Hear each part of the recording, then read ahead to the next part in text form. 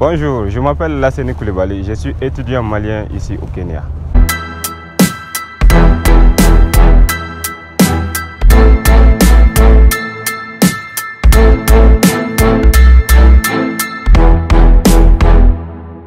Bienvenue sur la chaîne, welcome to the channel. Aujourd'hui, eh bien, je suis toujours au Kenya, à Nairobi. Eh bien, comme je vous ai promis, la deuxième partie de l'interview, eh bien, que j'ai menée ici à Nairobi, eh bien, avec un étudiant malien qui vit ici. Ça va être la deuxième partie de cette interview parce que je suis avec un autre étudiant malien ici à Nairobi, au Kenya, que je vais interviewer. Donc là, aujourd'hui, je suis avec cet étudiant malien ici à Nairobi, Kenya. Eh bien, qui va partager son expérience qui est très intéressant. Et bien, comme là, l'interview passée, vous avez vu, c'était vraiment très intéressant. Et bien, Oudou nous a fait part de son expérience du Mali jusqu'ici au Kenya. Aujourd'hui, je suis avec un autre Malien qui s'appelle Lasseni. Je vais lui laisser se présenter son parcours jusqu'ici au Kenya, les difficultés qu'il a rencontrées depuis qu'il est au Kenya, qu'est-ce qu'il fait au Kenya ici et comment vous aussi vous pouvez venir au Kenya comme lui. Eh bien, il va nous partager tout ça aujourd'hui dans cette vidéo d'aujourd'hui. Salut Lasseni, comment vas-tu? Ça va. Merci beaucoup, merci. Ouais, je vais très bien, merci. Ça faisait très longtemps. Ça faisait très longtemps, franchement. Bienvenue au Kenya. C'est bien, merci. Ouais, merci beaucoup. Ça fait très longtemps qu'on ne s'est pas vu. Ouais, très longtemps. Je rappelle qu'on se connaît, donc on s'est vu il y a 7 ans de cela, il y a très longtemps. Voilà, donc aujourd'hui, eh bien, je tenais à l'interviewer. Merci beaucoup déjà d'avoir accepté cette interview qui va aider beaucoup de gens. Eh bien, je l'espère beaucoup, de la francophonie qui ne connaissent pas cette partie de l'Afrique anglophone. Donc, je te laisse d'abord te présenter, Lasseni. Qui es-tu et qu'est-ce que tu fais au Kenya? Moi, je m'appelle Lasseni Koulibaly, je suis malien, j'étudie ici au Kenya à l'université panafricaine. Voilà, je suis là depuis le mois de mai 2019. Donc ça fait presque 2 ans. C'est pour un programme de master qui dure 2 ans. Voilà. D'accord, très intéressant. Ouais. Donc du coup, tu nous as dit ce que tu fais ici. Est-ce que tu peux nous dire comment est-ce que tu es venu? C'est par quel canal tu es venu? Je suis venu dans le cadre de l'université panafricaine aussi. Voilà, mais je suis venu dans le programme de Electrical Engineering, Telecommunication Option.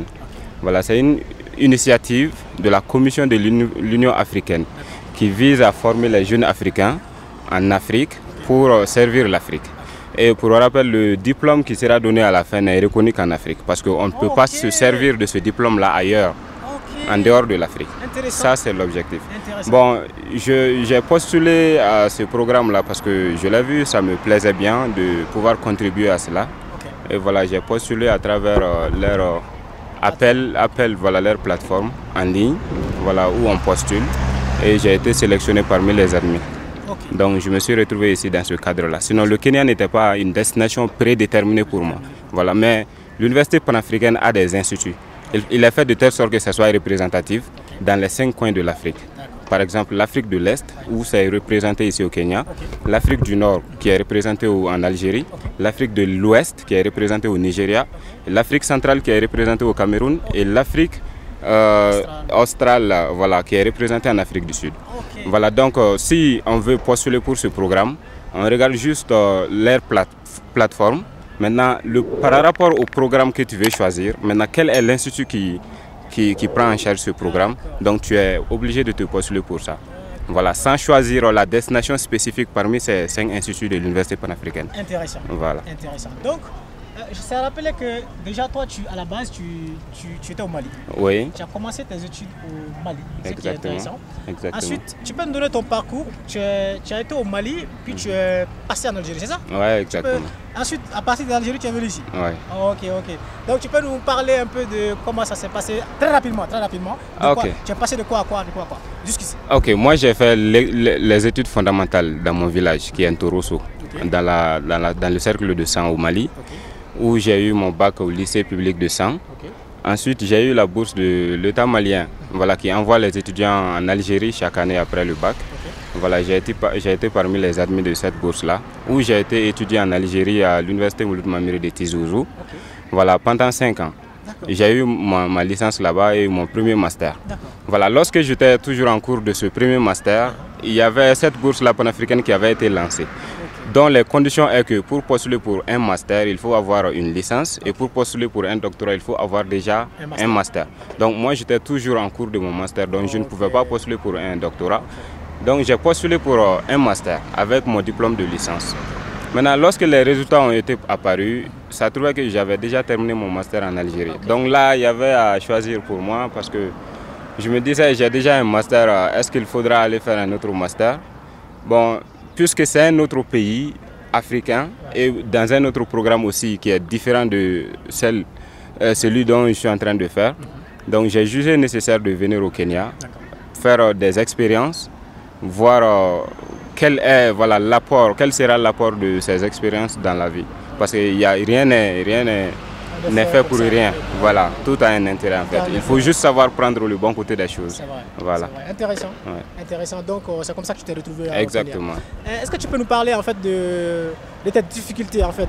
Tu es là depuis environ 2 ans. Exactement. Quand tu es venu déjà, qu'est-ce qui a été tu as été confronté à quoi déjà au Kenya quand tu es arrivé? Est-ce que c'est la langue? Est-ce que c'est les gens qui vivent ici? Sont-ils accueillants? Tu as eu quelles difficultés quand tu es venu au Kenya? Bon, déjà l'accueil ici c'est très intéressant. Donc à premier coup de vue, lorsque je suis atterri ici, j'ai aimé le Kenya à première vue. C'est un pays très accueillant et aussi l'université panafricaine. Ils partent nous chercher à l'aéroport, ils nous amènent dans les logements. Voilà, on est très bien accueillis, il n'y a pas assez de difficultés dans ce côté-là. Et ensuite, dès le lendemain, on fait les inscriptions et ensuite on va commencer une semaine ou quelques jours plus tard les cours de langue. Voilà, qui durent environ 1 mois ou 1 mois et demi. Voilà, le premier obstacle, ça peut être la langue. Voilà, sinon, côté social, les Kenyans sont très accueillants, ils sont très ouverts. Voilà, il n'y a pas de problème de ce côté. Mais toujours quand on quitte un territoire où on parle une langue et aller dans un autre territoire où on parle une autre langue, c'est toujours des expériences à vivre. C'est un challenge. Donc pour ça, après les 1 mois et demi de formation en anglais, j'avoue que ce n'était pas assez suffisant. Mais on a dû s'adapter avec l'interaction dans la société et aussi lorsqu'on prend les cours. Tu sais, dans les domaines techniques, il y a toujours une compréhension. On n'est pas étranger à l'anglais en fait. Voilà, on n'est pas étranger à l'anglais. On a beaucoup de mots techniques. Notamment dans ton domaine. Dans mon domaine. Je précise, tu fais télécommunication. Télécommunication. Voilà, l'option télécommunication dans Electrical Engineering. Et je rappelle aussi que j'avais fait réseau et télécommunication en Algérie. Donc côté études, j'ai pas rencontré assez de difficultés parce qu'il n'y avait pas assez de nouvelles choses dans le domaine pour moi. Voilà, ça peut être uniquement ça. Uniquement ça, très intéressant. C'est en effet la barrière de la langue parce que quand tu viens ici dans un pays anglophone et que tu viens d'un pays francophone, l'anglais ça peut être un frein. Mais bon, comme il dit, pendant 1 mois, il y a déjà une formation d'1 mois en anglais qui te permet déjà de commencer tes études.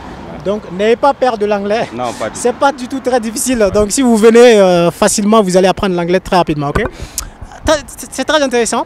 Maintenant, j'aimerais savoir, bon, tu nous as parlé de ton parcours, comment tu es venu ici au Kenya, et bien ton intégration ici au Kenya, notamment à travers les cours de langue.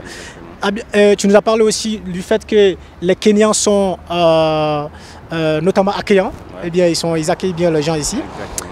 Alors, j'aimerais faire une petite comparaison en fait, parce que j'aime bien le faire, parce que quand je suis en Afrique de l'Est, j'aime bien le faire. J'aime bien comparer les 2 parties de l'Afrique en matière de développement. Tu viens d'un pays d'Afrique de l'Ouest. Qu'est-ce que tu penses en termes de comparaison entre l'Afrique de l'Ouest et l'Afrique de l'Est? Plus précisément, entre le Mali et le Kenya. Qu'est-ce que tu penses en termes de développement, en termes d'infrastructure, en termes d'économie et tout ça? Voilà, la comparaison entre le Kenya et le Mali, ça peut être plus précis que par rapport à celle de l'Afrique de l'Est et l'Afrique de l'Ouest.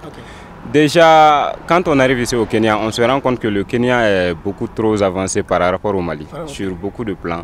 Sur le plan de développement, les infrastructures, même en question politique, tout est différent. On se rend compte vraiment que le Kenya avance très bien. Eux-mêmes, du côté social, c'est-à-dire on n'a pas le même mindset. Du côté social, tout ça contribue au développement. Tout ça, c'est des changements à prendre en compte. Au Mali, nous avons des problèmes de complexe ou psychologiques qui consistent à dire que, par exemple, on vit dans la grande famille. Quand un grand frère est réussi, voilà, toute la famille s'assoit et compte sur cette personne-là. Ici au Kenya, ce n'est pas le cas. Déjà, la société, chacun travaille. Chacun se rend compte qu'il doit travailler pour subvenir à ses besoins. Donc il n'y a pas de différence de travail, il n'y a pas de sous-métier ici. Voilà. Et il n'y a pas aussi de travail basé sur le sexe, comme on peut l'identifier. Voilà. Tout le monde peut faire tout. Il n'y a pas de travail pour femmes, il n'y a pas de travail pour hommes. Tu peux aller dans des sentiers et tu peux voir des femmes ici. Tu vois des sentiers, exactement. Des apprentis, des automobiles, tu vois des femmes. Partout. Donc il y a cette différence entre le Mali et le Kenya.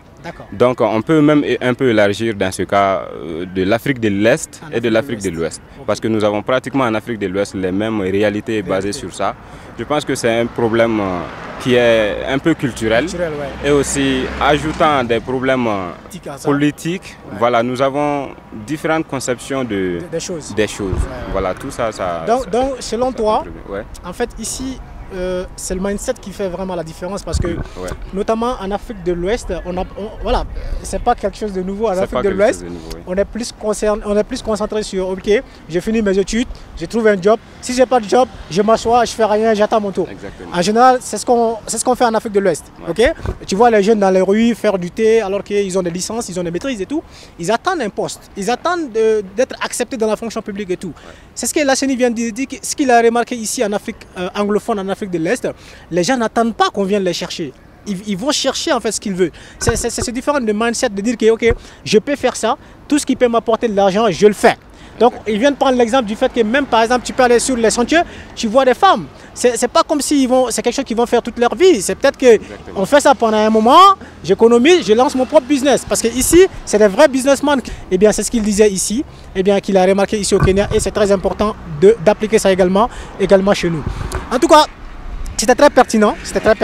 Maintenant, j'aimerais te poser la question sur un autre point. Eh bien, on a parlé du point de vue développement. Donc là, je voulais savoir la différence de développement en termes d'infrastructure, en termes technologiques, en termes d'économie.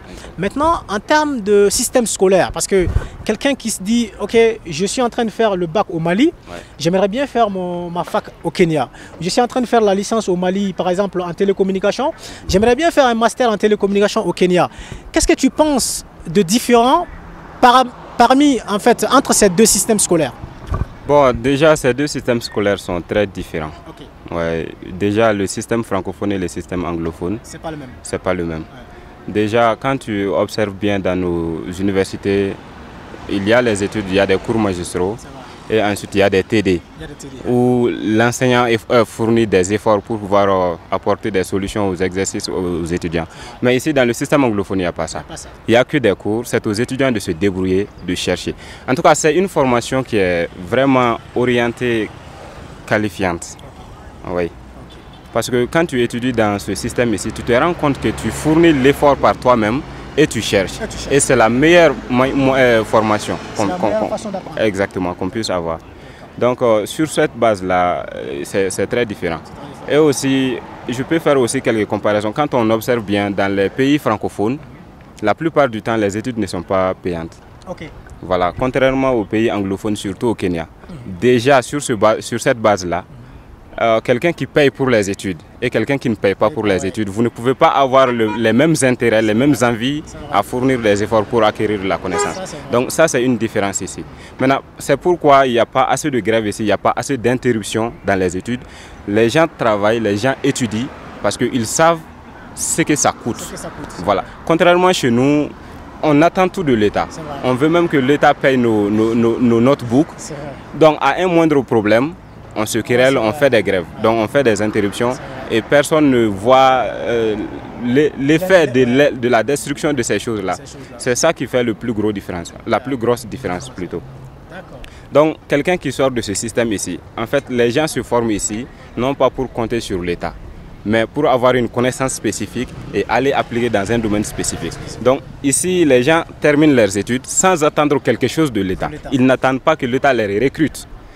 Ils ont des petits boulots à côté où ils vont s'adonner. Par exemple, quelqu'un qui fait la médecine, dès qu'il a la licence, il va aller ouvrir une petite clinique, commencer à soigner là-bas. Il ne va pas attendre quelque chose de l'État.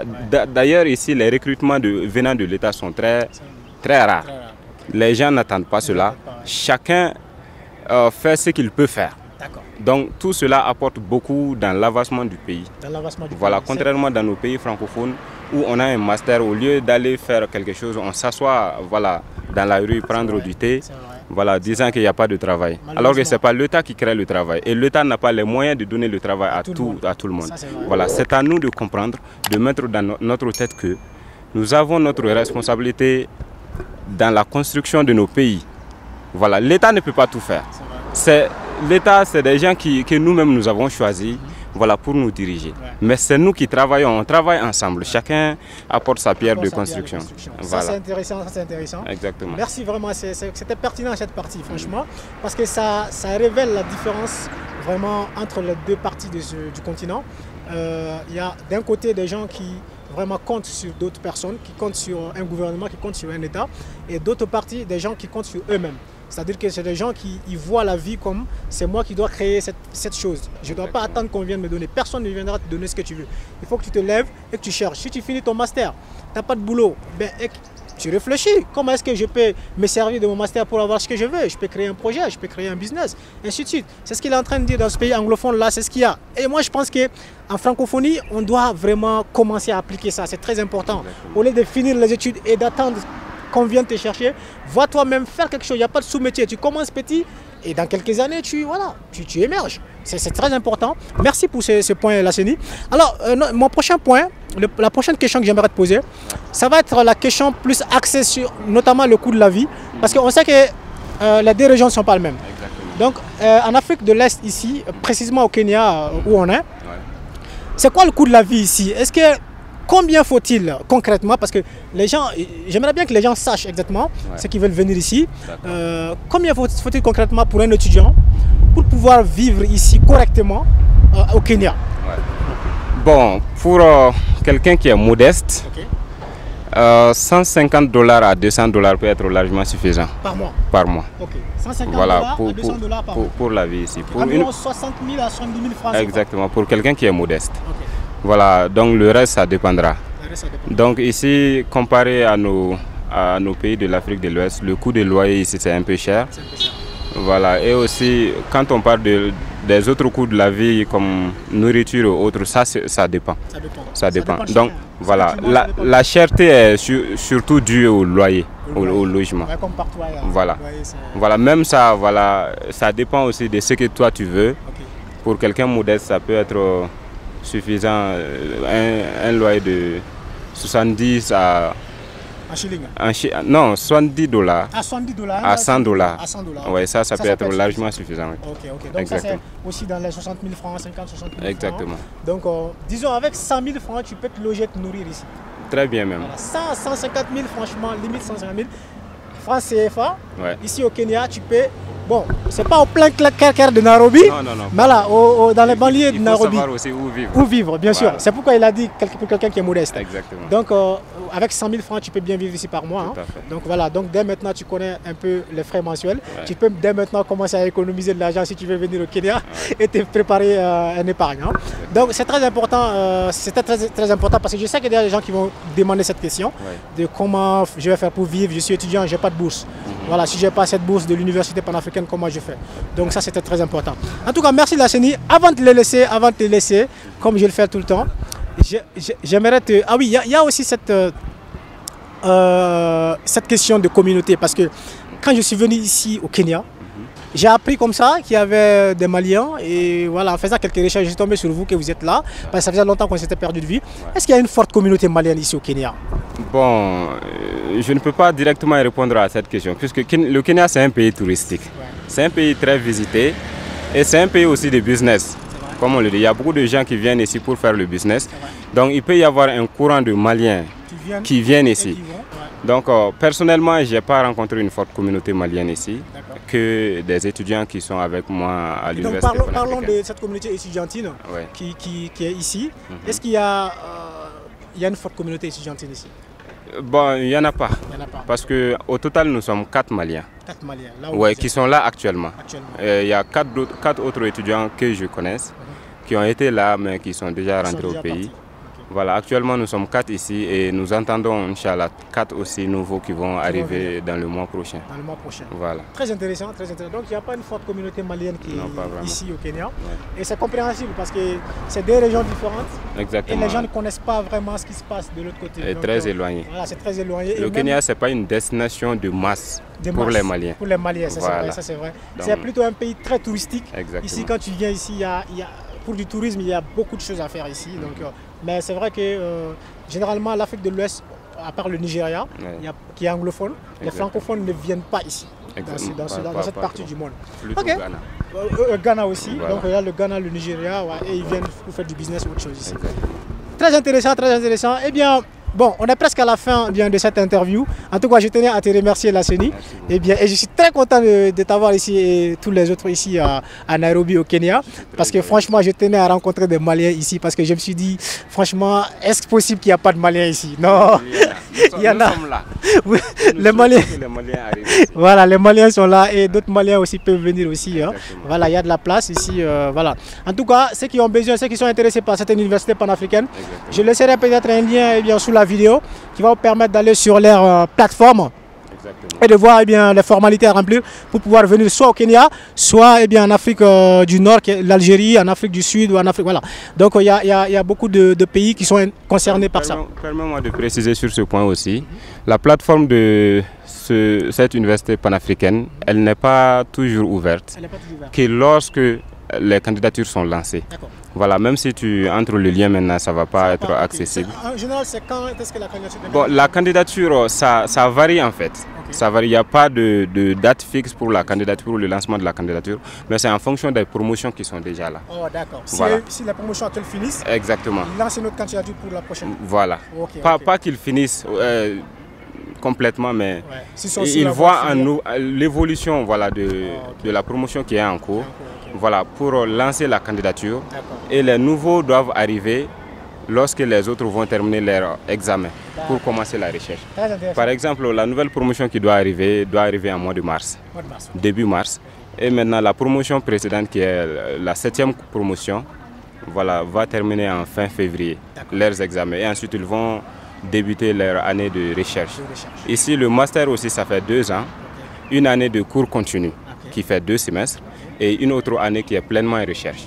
D'accord. Voilà. Intéressant. Donc, ceux qui sont intéressés par cette université panafricaine, il faut checker de temps en temps. Donc, apparemment, les candidatures ne sont pas ouvertes tout le temps. Exactement. Donc, il faut en tout cas connaître le site web déjà. Et ensuite checker de temps en temps pour voir si c'est ouvert et vous pouvez postuler partout où vous êtes en Afrique. Quand c'est lancé, vous pourrez voir sur Google. Voilà, vous pouvez même voir sur Google. Quand vous cherchez l'université panafricaine, vous allez voir l'appel de la bourse panafricaine.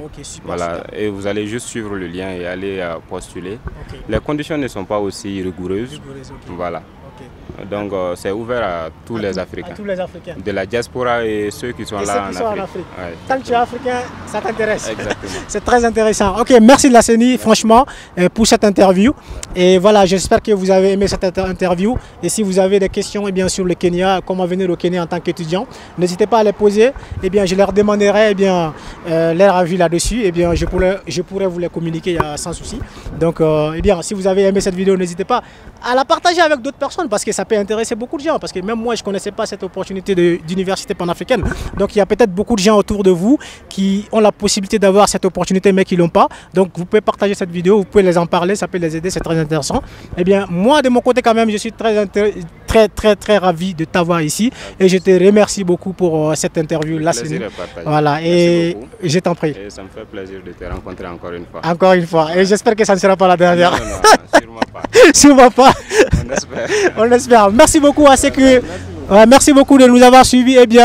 Restez connectés à la chaîne. Il y a d'autres vidéos qui viennent sur cette partie d'Afrique de l'Est, notamment le Kenya. Vous n'allez pas regretter. Et comme je le dis tout le temps, le but c'est de promouvoir l'Afrique, de voir que l'Afrique aussi se développe, de voir qu'il y a beaucoup de choses à faire en Afrique ici, notamment sur le plan éducatif. Vous avez vu, c'est des jeunes Africains qui n'ont jamais été en Europe, qui n'ont jamais été aux États-Unis, mais qui vivent en Afrique et qui sont partis d'un point A en Afrique, d'un point B en Afrique, à la recherche de connaissances pour apprendre d'autres choses et revenir dans leur pays d'origine pour les mettre en pratique. C'est très intéressant. Et vous aussi, partout où vous êtes en Afrique, sachez que vous avez des opportunités partout en Afrique. Ce n'est pas seulement en Europe qu'il y a des opportunités. En Afrique aussi, vous les avez. Donc, n'hésitez pas à vous lever et à vous battre pour ce que vous voulez.